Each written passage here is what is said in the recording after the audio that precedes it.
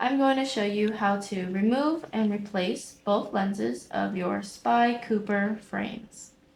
First step in removing the lens is to pull outward on the top portion of the frame while pushing downward on the lens. Again, pull outward while pushing downward. The lenses should pop out fairly easily.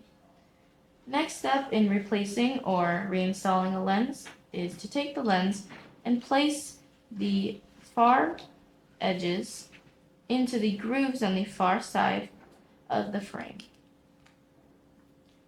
Now, you want to make sure that it is secure. And then what you're going to do is push the rest into place. Again, far side goes into the grooves on the far side. You just line it up and push it into place.